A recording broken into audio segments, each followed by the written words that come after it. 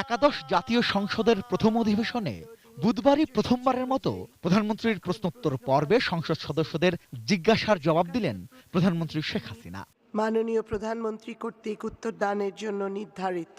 চট্টগ্রাম ৩-এর সংসদ সদস্য মাহফুজুর রহমান প্রধানমন্ত্রীর কাছে জানতে চাইলেন, একাদশ জাতীয় সংসদ নির্বাচনে এই বিশাল জয় ও সাফল্যের পিছনে কারণসমূহ কি?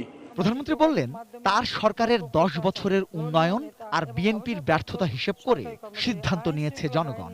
আমরা বাংলাদেশকে বিশ্ব দরবারে মর্যাদার আসনে বসিয়েছি। স্বাধীনতার ৪৬ বছর পর আওয়ামী লীগ সরকারের আমলে বাংলাদেশের উন্নয়নশীল রাষ্ট্রের মর্যাদা প্রাপ্তি জনগণকে গর্বিত করেছে। ভিক্ষুকের দেশে দুর্নাম ঘুচেছে। যারা মানুষকে মর্যাদার আসনে বসিয়েছেন তাদের মানুষ মর্যাদা দেবেন, এটাই তো স্বাভাবিক।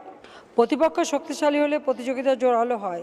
আমাদের যারা প্রধান প্রতিপক্ষ ছিল তাদের কোনো নির্বাচনী প্রস্তুতি বা কৌশল ছিল বলে আমার মনে হয়নি।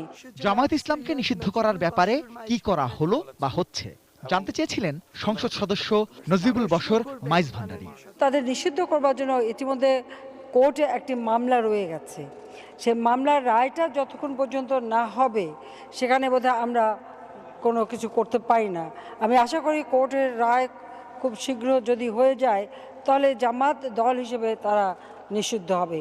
তার অন্য একটি প্রশ্নের উত্তরে প্রধানমন্ত্রী সংসদকে বলেছেন, তারেক রহমান সহ বিদেশে পলাতক সব সাজাপ্রাপ্ত আসামিকে দেশে ফিরিয়ে আনতে নতুন করে উদ্যোগ নেওয়া হয়েছে।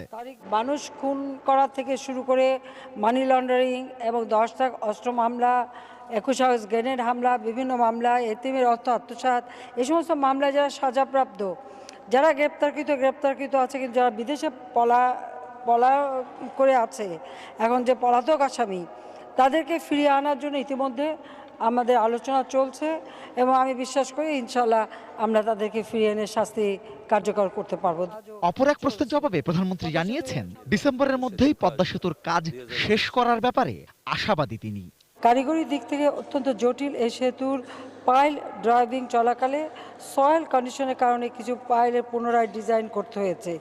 দেশীয় আন্তর্জাতিক বিশেষজ্ঞগণের পরামর্শ অনুযায়ী এ সকল পাইলের ডিজাইন সম্পন্ন করতে কিছু অতিরিক্ত সময়ের প্রয়োজন হয়েছে। তা সত্ত্বেও ২০১৯ সালের ডিসেম্বর মাসের মধ্যে পদ্মা সেতুর নির্মাণ কাজ সম্পন্ন করার সর্বাত্মক প্রচেষ্টা অব্যাহত আছে।